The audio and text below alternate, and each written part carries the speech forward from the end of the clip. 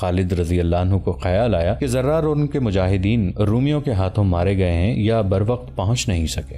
رومی جب قریب آئے تو ایک نے خود زرہ اور قمیض اتار کر پھینک دی اور اللہ اکبر کا نعرہ لگایا۔ تب خالد رضی اللہ عنہ نے دیکھا کہ یہ تو زرار رضی اللہ عنہ ہیں۔ انہوں نے باقی 9 کو قریب سے دیکھا تو ان کے اپنے ہی منتخب کیے ہوئے مجاہدین تھے۔ یہ مذاق زرار بن الازور نے کیا تھا۔ انہوں نے گھات میں بیٹھے ہوئے رومیوں کو بڑے اطمینان سے قتل کر دیا تھا، پھر ان کی وردیاں اتار کر پہن لیں۔ انہیں معلوم تھا کہ وردان انہیں پکارے گا۔ وہ وردان کی پکار پر نکل آئے۔ وردان خوش ہو گیا کہ اس کی سازش کامیاب ہو گئی ہے۔ پیچھے ہٹ ابن الولید، زرار نے تلوار نکال کر کہا، یہ میرا شکار ہے، اور وہ وردان کی طرف بڑھنے لگے۔ قسم ہے تجھے اس کی جو کوئی بھی تیرا معبود ہے، وردان نے خالد رضی اللہ عنہ سے کہا، مجھے اپنی تلوار سے ختم کر اور اس شیطان کو مجھ سے دور رکھ۔ زرار رضی اللہ عنہ نے اپنی ایک دہشت ناک مثال قائم کر رکھی تھی۔ وردان نے زرار کو ذاتی مقابلوں میں رومیوں کو کاٹتے بھی دیکھا تھا۔ اسے ڈر تھا کہ زرار اسے اذیت دے دے کر ماریں گے۔ اس کے لیے اب بھاگ نکلنا ناممکن تھا۔ وہ چاہتا تھا کہ اسے جلدی مار دیا جائے۔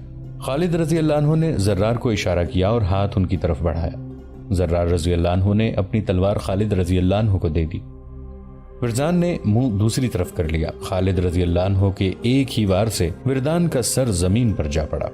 خالد رضی اللہ عنہ وہاں رکے نہیں، فوراً اپنی فوج تک پہنچے اور حملے کا حکم دے دیا۔ یہ حملہ بھی گزشتہ روز کی مانند تھا۔ خالد رضی اللہ عنہ نے قلب اور دونوں پہلوؤں کے دستوں کو ایک ہی بار حلہ بولنے کا حکم دے دیا۔ انہوں نے 4000 مجاہدین کا محفوظہ، جس میں سالار یزید بن جبل تھے، پیچھے رکھا۔ مسلمان حملہ کرتے اور پیچھے ہٹاتے تھے اور پھر حملہ کرتے تھے۔ رومی تعداد میں بہت زیادہ تھے، لیکن ان کا سالار اعلیٰ ان میں نہیں تھا۔ اس کی جگہ ان کا سالار قبقلار کمان کر رہا تھا۔ رومی جم کر مقابلہ کر رہے تھے، لیکن مسلمانوں کے حملے غضبناک تھے۔ ان کے سالار سپاہیوں کی طرح لڑ رہے تھے۔ خود خالد رضی اللہ عنہ سالار سے سپاہی بن گئے تھے۔ رومی سالار لڑا نہیں کرتے بلکہ حکم دیا کرتے تھے، لیکن اس معرکے میں وہ مسلمان سالاروں کی دیکھا دیکھی سپاہیوں کی طرح لڑنے لگے۔ جنگ کی شدت اور خونریزی بڑھتی چلی گئی۔ دونوں طرف کوئی چال نہیں چلی جا رہی تھی۔ زیادہ نقصان رومیوں کا ہو رہا تھا۔ ان کا لشکر تہ بتہ تھا۔ خالد رضی اللہ عنہ نے یہ سوچ کر اتنا شدید حملہ کرایا تھا کہ دشمن کا سالار اعلیٰ مارا جا چکا ہے، اور مجاہدین یہ دیکھ کر تابڑ توڑ حملے کرتے تھے کہ رومیوں کی تعداد اتنی زیادہ ہے کہ وہ ایک دوسرے میں پھنس کے رہ گئے ہیں۔ خالد رضی اللہ عنہ حملے کا ایک اور مرحلہ شروع کرنا چاہتے تھے، جس کے لیے وہ موزوں موقع دیکھ رہے تھے۔ چند گھنٹوں بعد انہیں یہ موقع ملا۔ دونوں فوجیں تھک گئی تھیں۔ رومیوں کو پتہ چل گیا تھا کہ ان کا سالار اعلیٰ ان میں نہیں، البتہ دوسرے رومی سالار پورے جوش و خروش سے لڑ بھی رہے تھے اور لڑا بھی رہے تھے۔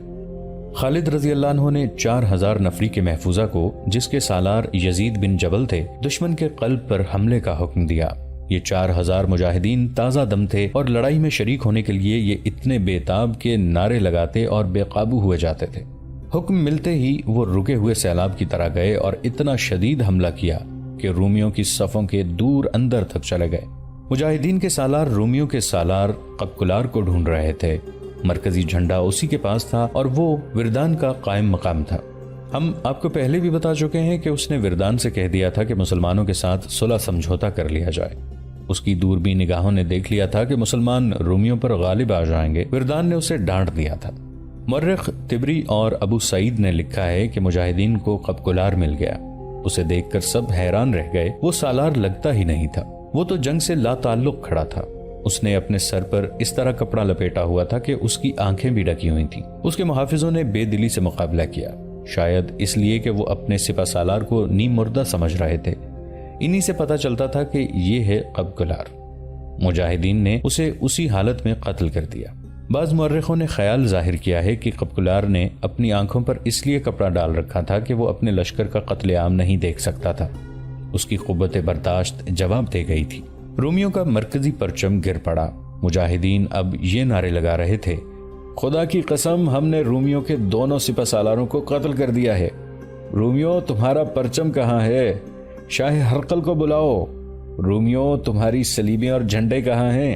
مجاہدین اسلام تو اپنے اللہ، رسول صلی اللہ علیہ وآلہ وسلم اور ایک عقیدے کی خاطر لڑ رہے تھے، لیکن رومی جن کے حکم سے لڑ رہے تھے وہ مارے جا چکے تھے۔ مجاہدین کے پاس ایمان کی قوت تھی جو جادو کی طرح رومیوں پر غالب آ گئی۔ رومی بھاگنے لگے۔ ان میں سے کچھ بیت المقدس کی طرف بھاگے جا رہے تھے، کچھ غزہ اور بعض یافا کی طرف۔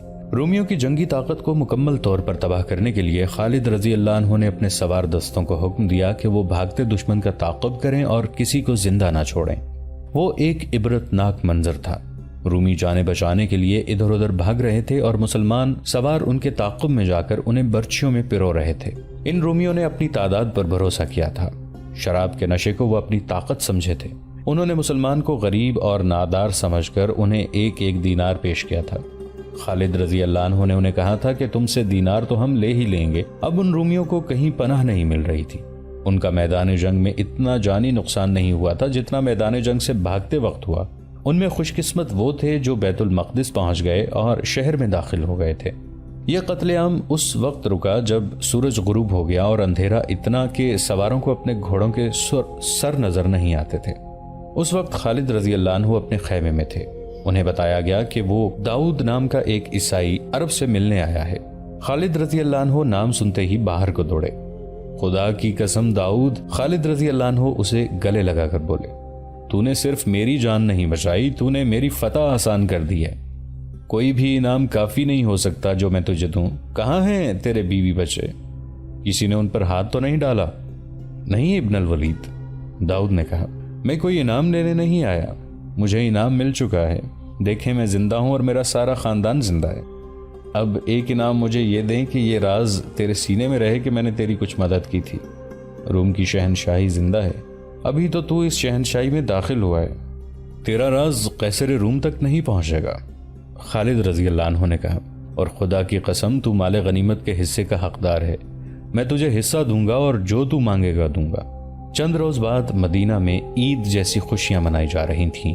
خالد رضی اللہ عنہ نے امیر المؤمنین ابو بکر رضی اللہ عنہ کو خط لکھا تھا کہ 3 گنا طاقتور رومیوں پر کس طرح فتح حاصل کی گئی ہے، جس میں 50,000 رومی ہلاک ہوئے ہیں۔ ان کے مقابلے میں شہید ہونے والے مجاہدین کی تعداد 450 تھی۔ خالد رضی اللہ عنہ کا یہ خط پہلے مسجد میں پڑھ کر سنایا گیا، پھر مدینہ کی گلیوں میں لوگوں کو اکٹھا کر کے سنایا گیا۔ لوگوں نے ناچنا شروع کر دیا، وہ ایک دوسرے سے بغلگیر ہو رہے تھے۔ مدینہ فتح اور مسرت کے نعروں سے گونجنے لگا۔ خالد رضی اللہ عنہ نے امیر المؤمنین کو یہ بھی لکھا تھا کہ اب وہ دمشق کو محاصرے میں لیں گے، جو شام کا یعنی روم کی شہنشاہی کا بڑا ہی اہم شہر تھا۔ روم کی شہنشاہی بہت ہی وسیع تھی۔ جب مدینہ اور گرد و نواح کے لوگوں کو یہ خبر ملی کہ خالد رضی اللہ عنہ رومیوں پر ایک فتح حاصل کر کے دمشق کی طرف بڑھ رہے ہیں، تو کئی مسلمان خالد رضی اللہ عنہ کی فوج میں شامل ہونے کے لیے تیار ہو گئے۔ ان میں ابو سفیان بھی تھے جو مشہور شخصیت تھے۔ وہ اپنی بیوی ہند کے ساتھ روانہ ہو گئے۔ 1352 سال پہلے ماہ اگست کے ایک روز جب مدینہ میں مسلمان اجنادین کی فتح پر خوشیاں منا رہے تھے، مدینہ سے دور، بہت ہی دور، شمال میں روم کی شہنشاہی کے ایک اہم شہر خمس پر مایوسی اور ماتم کی سیاہ کالی گھٹا چھائی ہوئی تھی۔ رومیوں کے شہنشاہ ہرقل کے محل میں قہر اور غضب کی آوازیں گرج رہی تھیں۔ بصرہ کی شکست کی خبر لے جانے والا قاصد اگر وہاں سے کھسک نہ آتا تو ہرقل غصے میں اس کا سر کاٹ دیتا۔ ہمارے سپہ سالار وردان کو کیا ہو گیا تھا؟ شہنشاہ ہرقل نے غضبناک آواز میں پوچھا۔ مارا گیا ہے، اسے کانپتی ہوئی آواز میں جواب ملا۔ اور وہ قبقلار؟ وہ کہتا ہے کہ میری تلوار کی ہوا سے ہی دشمن کٹ جاتا ہے، وہ بھی مارا گیا ہے۔ اور فاستود؟ وہ لڑائی سے پہلے ذاتی مقابلے میں مارا گیا تھا۔ شہنشاہ ہرقل نے ان تمام سالاروں کے نام لیے جو اجنادین کی لڑائی میں شامل تھے اور جن کی بہادری اور جنگی قیادت پر اسے بھروسہ تھا۔ اسے یہی جواب ملا کہ مارا گیا ہے یا شدید زخمی ہو گیا ہے۔ وہ سب ہلاک یا زخمی نہیں ہوئے تھے، ان میں بعض بھاگ گئے تھے اور اب مسلمان دمشق کی طرف بڑھے آ رہے ہیں۔ شہنشاہ ہرقل کو بتایا گیا۔ دمشق کی طرف؟ اس نے ہڑبڑا کر کہا، نہیں، میں انہیں دمشق تک نہیں پہنچنے دوں گا، وہ دمشق ہم سے نہیں لے سکتے، وہاں میرا شیر موجود ہے، توما، دمشق کا سالار توما ہے۔ ہرقل تیز تیز قدم اٹھاتا اپنے شاہانہ کمرے میں چل رہا تھا اور اپنی ایک ہتھیلی پر دوسرے ہاتھ کے مکے مارے جا رہا تھا۔ اس کے خوشامدی درباریوں، خاص خادموں اور اس کے خدمت میں حاضر رہنے والی بڑی حسین لڑکیوں کو معلوم تھا کہ جب شہنشاہ اس طرح پریشانی یا غصے کی کیفیت میں ہوتا ہے تو سب سے زیادہ خوبصورت لڑکی شراب پیش کرتی ہے۔ ایک لڑکی جو باریک ریشمی لباس میں برہنہ لگتی تھی، چاندی کے پیالے میں شراب لے کر آئی اور اشتعال انگیز ادا سے ہرقل کے سامنے گئی۔ ہرقل بپھرے ہوئے سانڈ کی طرح پھنکار رہا تھا۔ اس نے لڑکی کے ہاتھوں میں تشتری دیکھ کر بڑی زور سے تشتری کے نیچے ہاتھ مارا۔ شراب کا پیالہ لڑکی کے منہ پر لگا، تشتری چھت تک جا کر واپس آئی۔ ہرقل نے لڑکی کو دھکا دیا تو وہ دروازے میں جا پڑی۔ شراب شراب شراب، ہرقل نے غصے سے کہا، تم نے شراب اور حسین لڑکیوں سے دل بہلانے اور بدمست رہنے والوں کا انجام دیکھا نہیں؟ تم دیکھ نہیں رہے وہ سلطنت روم کو ذلت اور رسوائی میں پھینک رہے ہیں، اور جنہوں نے ہمیں شکست دی ہے انہوں نے اپنے اوپر شراب حرام کر رکھی ہے۔ اس نے حکم دیا، گھوڑا تیار کرو، میں انطاکیہ جا رہا ہوں، اور میں اس وقت وہاں سے واپس آؤں گا جب میں آخری مسلمان کی بھی لاش دیکھ لوں۔ بادشاہ جنگ کے لیے جب کوچ کرتے تھے تو اس کے لیے بہت سے انتظامات کیے جاتے تھے۔ محافظ دستہ اور بادشاہ کی من پسند عورتیں ساتھ جایا کرتی تھیں۔ ایسے انتظامات ہر وقت تیار رہتے تھے، مگر اب کے ہرقل تو جیسے اڑ کر انطاکیہ پہنچنے کی کوشش میں تھا۔ اس کے کوچ کے انتظامات کرنے والوں پر قیامت ٹوٹ پڑی اور وہ انتظامات میں مصروف ہو گئے۔ خالد رضی اللہ عنہ اجنادین میں 7 روز رہے۔ انہوں نے اپنے سالاروں سے کہا کہ دشمن کو کہیں سستانے اور دم لینے کی مہلت نہ دو، انہیں اتنی مہلت نہ دو کہ وہ اپنی بکھری ہوئی جمعیت کو اکٹھا کر سکے۔ اس اصول کے تحت دمشق کی طرف ان کا کوچ بہت تیز تھا۔ انہوں نے اپنے جاسوس پہلے ہی بھیج دیے تھے۔ اب خالد رضی اللہ عنہ نے جاسوسی کا نظام مزید بہتر بنا دیا تھا۔ وہ اس حقیقت کو نظر انداز نہیں کر سکتے تھے کہ قیصر روم کی سلطنت بہت وسیع ہے اور ان کے مطابق ان کی فوج زیادہ بھی ہے اور برتر بھی۔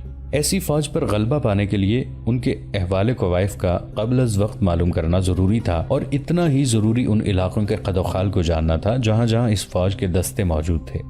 ان کی نقل و حرکت کے متعلق قبل از وقت معلومات حاصل کرنا بھی سود مند تھا۔ راستے میں بیت المقدس آتا تھا۔ خالد رضی اللہ عنہ نے اس اہم شہر کو نظر انداز کر دیا اور اس سے کچھ فاصلے سے آگے چلے گئے، لیکن ایک مقام کو نظر انداز کرنا مشکل تھا۔ اس بستی کا نام فحل تھا، جو ایک مضبوط قلعہ تھا۔ خالد رضی اللہ عنہ اس کے قریب پہنچے تو ایک فقیر نے، جو پاگل لگتا تھا، خالد رضی اللہ عنہ کا راستہ روک لیا۔ خالد بن ولید رضی اللہ عنہ نے اسے اپنے پاس بلا لیا۔ کیا خبر لائے ہو؟ خالد رضی اللہ عنہ نے اس سے پوچھا۔ وہ خالد رضی اللہ عنہ کا جاسوس تھا۔ اس بستی کا نام فحل ہے، جاسوس نے جواب دیا۔ آپ دیکھ رہے ہیں یہ قلعہ ہے، اس کے اندر فوج ہے، باہر کچھ بھی نہیں۔ رومیوں سے ہماری جہاں کہیں بھی ٹکر ہو گئی، اس قلعے سے رومیوں کو کمک اور دیگر مدد ملے گی۔ خالد رضی اللہ عنہ نے اس قلعے کا محاصرہ ضروری نہ سمجھا۔ وہ اپنی نفری کم نہیں کرنا چاہتے تھے۔ دمشق کی تسخیر کوئی معمولی مہم نہیں تھی، بلکہ اپنی شکست کے امکانات بڑھتے جا رہے تھے۔ خالد رضی اللہ عنہ نے اپنے ایک نائب سالار ابو العور کو بلایا اور اسے حکم دیا کہ وہ ایک سوار دستہ اپنے ساتھ رکھے اور فحل کے قریب کہیں تیاری کی حالت میں موجود رہے۔ یہاں سے فوج باہر نکلے تو تیروں کی بوچھاڑیں مارے اور کسی کو باہر نہ نکلنے دے۔ خالد رضی اللہ عنہ وہاں رکے نہیں۔ ابو العور نے ایک سوار دستہ وہاں روک لیا اور اس قلعہ بند بستی کے جتنے دروازے تھے ان سب کے سامنے سوار متعین کر دیے۔ سواروں کو گھوڑوں سے اترنے کی اور محدود سے فاصلے تک گھومنے پھرنے کی اجازت دے دی گئی۔ خالد رضی اللہ عنہ کی فوج، جس کی تعداد 32,000 سے کم ہو گئی تھی، بظاہر بے ترتیب قافلے کی صورت میں دمشق کی جانب جا رہی تھی، لیکن اس کے ہر دستے کو اپنے فرائض کا علم تھا۔ ان میں ہراول کا دستہ بھی تھا اور ان میں عقب اور پہلوؤں کے حفاظتی دستے بھی تھے، اور یہ تمام دستے جو کنے ہو کر چلے جا رہے تھے، کسی بھی جگہ اور کسی بھی وقت ان پر حملہ ہو سکتا تھا۔ داؤد عیسائی نے خالد رضی اللہ عنہ کو خبردار کر دیا تھا کہ وہ تو ابھی روم کی شہنشاہی میں داخل ہوئے ہیں اور اس شہنشاہی کی حدود بہت وسیع ہیں۔ اس وقت تک رومی فوج کے دستے جہاں جہاں تھے وہاں ہرقل کا یہ پیغام پہنچ چکا تھا کہ مسلمانوں کی فوج کو روکا جائے۔ اس حکم کے تحت دمشق کی طرف جانے والے راستوں پر رومیوں نے اپنے جاسوس بھیج دیے تھے۔ دریائے یرموک کے کنارے وقوسا ایک قصبہ تھا۔ کسی رومی جاسوس نے خالد رضی اللہ عنہ کے لشکر کو آتے دیکھ لیا تھا اور پیچھے جا کر اطلاع دی۔ جب خالد رضی اللہ عنہ وقوسا کے قریب پہنچے تو رومی فوج کے بہت سے دستے خالد رضی اللہ عنہ کا راستہ روکنے کے لیے تیار کھڑے تھے۔ مورخوں نے لکھا ہے کہ اجنادین کی لڑائی سے بھاگے ہوئے کئی رومی فوجی قوسا پہنچ چکے تھے۔ انہیں بھی ان دستوں میں شامل کر لیا گیا تھا جو مسلمانوں کو روکنے کے لیے جنگی ترتیب میں کھڑے تھے، مگر ان میں لڑنے کا جذبہ سرد تھا کیونکہ ان پر مسلمانوں کا خوف طاری تھا۔ جن کمانداروں اور سپاہیوں نے ابھی مسلمانوں سے جنگ نہیں لڑی تھی وہ اجنادین کے بھگوڑوں سے پوچھتے تھے کہ مسلمان لڑنے میں کیسے ہیں۔ دیکھ لو، انہیں کچھ اس قسم کے جواب ملے۔ 30,000 نے 90,000 کو اس طرح شکست دی ہے کہ سپہ سالار سے چھوٹے سے سالار تک ایک بھی زندہ نہیں۔ انہوں نے ہماری آدھی نفری مار ڈالی ہے، زخمیوں کا کوئی حساب ہی نہیں۔ مت پوچھو دوستو، مت پوچھو، میں تو انہیں انسان سمجھتا ہی نہیں، ان کے پاس کوئی جادو ہے یا وہ جنات جیسی کوئی مخلوق ہیں۔ ان کا ایک ایک آدمی 10 کا مقابلہ کرتا ہے، ان کے سامنے کوئی جم کر لڑا ہی نہیں۔ پوچھتے کیا ہو، وہ آ رہے ہیں، خود دیکھ لینا۔ وہ آئے اور انہوں نے دیکھ لیا۔ دیکھ یہ لیا کہ مسلمان جو بے ترتیب قافلے کی طرح آ رہے تھے، دیکھتے ہی دیکھتے جنگی ترتیب میں ہو گئے۔ عورتیں اور بچے پیچھے رہ گئے اور ان کا حفاظتی دستہ اپنی جگہ پر چلا گیا۔ خالد رضی اللہ عنہ اپنے محافظوں وغیرہ کے ساتھ آگے ہو گئے اور دونوں فوجیں آمنے سامنے آ گئیں۔ ہم پہلے بھی بیان کر چکے ہیں کہ خالد رضی اللہ عنہ کی جنگی چالوں کا اور مجاہدین کو لڑانے کا انداز ایسا تھا کہ دشمن بوکھلا جاتا، پھر مسلمانوں کے حملے کی شدت سے دشمن کے سپاہیوں پر خوف طاری ہو جاتا تھا۔ ان میں سے جو سپاہی بھاگ نکلتے تھے وہ جہاں جاتے اس خوف کو اپنے ساتھ لے جاتے اور فوج میں پھیلاتے تھے۔ یہ ثابت کرنے کے لیے کہ وہ بلا وجہ نہیں بھاگے، وہ اس خوف کو مبالغے سے اور ایسے طریقے سے بیان کرتے تھے کہ سننے والے یہ سمجھ لیتے کہ مسلمانوں میں کوئی مافوق الفطرت قوت ہے۔ اس طرح خالد رضی اللہ عنہ نے دشمن پر ایک نفسیاتی اثر ڈال رکھا تھا جو ہر میدان میں ان کے کام آتا تھا۔ یہ قوت مافوق الفطرت ہی تھی جو عقیدے کی سچائی، ایمان کی پختگی اور جذبے کی شدت سے پیدا ہوئی تھی۔ مسلمان اللہ کے حکم سے لڑتے تھے، ان کے دلوں میں کوئی ذاتی غرض اور لالچ نہیں تھا۔ وقوسہ کے میدان میں جب رومی مسلمانوں کے مقابلے میں آئے تو ان کے انداز میں جوش و خروش تھا اور جارحیت بھی شدید نظر آتی تھی، لیکن خالد رضی اللہ عنہ نے جب حملہ کیا تو رومیوں میں لڑنے کا جذبہ اتنا شدید نہ تھا جتنا ہونا چاہیے تھا۔ خالد رضی اللہ عنہ نے سامنے سے حملہ کیا اور دونوں پہلوؤں کے کچھ دستوں کو پھیلا کر اس حکم کے ساتھ آگے بڑھایا کہ دشمن کے پہلوؤں کی طرف جا کر حملہ کریں۔ مورخوں کے مطابق رومی سامنے کے حملے کو روکنے کے لیے ایسی صورت اختیار کر بیٹھے کہ اپنے پہلوؤں کو نہ دیکھ سکے۔ ان پر جب دائیں اور بائیں سے بھی حملہ ہوا اور ان کے دائیں بائیں کے دستے مسلمانوں کے دباؤ سے اندر کو سکڑنے اور سمٹنے لگے تو وہ گھبرا گئے، ان پر خوف طاری ہو گیا جو خالد رضی اللہ عنہ کے نام سے منسوب تھا۔ اس خوف نے رومیوں کے پاؤں اکھاڑ دیے۔ ان رومی دستوں کے لیے یہ حکم تھا کہ وہ مسلمانوں کو زیادہ سے زیادہ دنوں تک روکے رکھیں۔ وجہ یہ تھی کہ دمشق میں جو رومی فوج تھی اس میں دوسری جگہوں سے دستے بھیج کر اضافہ کیا جا رہا تھا۔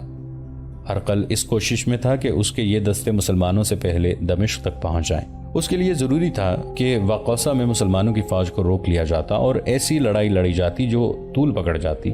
ایسی لڑائی کے طور طریقے مختلف ہوتے ہیں۔ خالد رضی اللہ عنہ نے رومیوں کو کچھ سوچنے کی مہلت ہی نہ دی۔ رومی بے شمار لاشیں اور زخمی میدان میں چھوڑ کر بھاگ گئے۔ خالد رضی اللہ عنہ وہاں اتنا ہی رکے کہ اپنے شہیدوں کا جنازہ پڑھ کر دفن کیا، زخمیوں کو ساتھ لیا اور مال غنیمت اکٹھا کیا اور چل پڑے۔ یہ اگست 634 عیسوی کا تیسرا ہفتہ بمطابق جمادی الاخر 13 ہجری تھا۔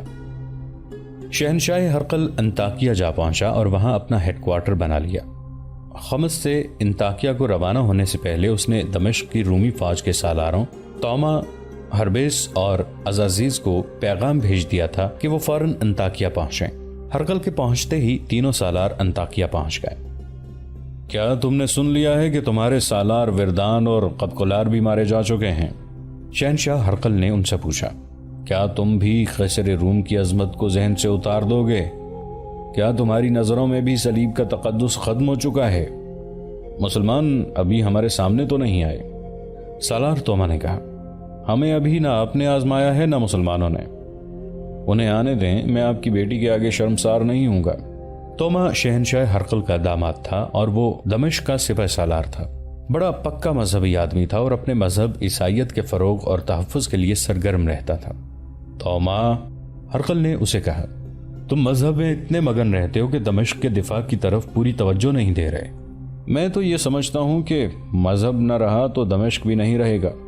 توما نے کہا، کیا آپ نہیں جانتے کہ مسلمانوں کے خلاف جنگ میں بھی مذہب شامل ہے؟ میں یہاں اکیلا تو نہیں، جنگی معاملے سالار ہربیس کے پاس ہیں اور سالار عزازیز بھی میرے ساتھ ہیں۔ کیا عزازیز فارسیوں کو اور پھر ترکوں کو کئی لڑائیوں میں شکستیں نہیں دے چکا ہے؟ مجھے جتنا بھروسہ عزازیز پر ہے اتنا تم دونوں پر نہیں۔ ہرقل نے کہا، عزازیز تجربہ کار سالار ہے، تم دونوں کو ابھی ثابت کرنا ہے کہ تم عزازیز کے ہم پلہ ہو۔ عزازیز رومیوں کا بڑا ہی قابل اور دلیر سالار تھا۔ اس نے بہت سی لڑائیاں لڑیں اور ہر میدان میں فتح حاصل کی تھی۔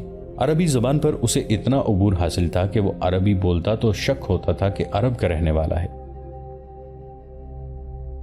دوستو، آج کے لیے اتنا ہی۔ اسی کہانی کی اگلی قسط کے ساتھ بہت جلد حاضر ہوں گے۔ نیچے کامنٹ سیکشن میں اپنی رائے کا اظہار ضرور کیجیے گا۔ ہمارے اس چینل کو سبسکرائب کر کے نیچے موجود بیل آئیکن کو بھی ضرور کلک کیجیے گا۔ اگلی ملاقات تک کے لیے ہمارا اور آپ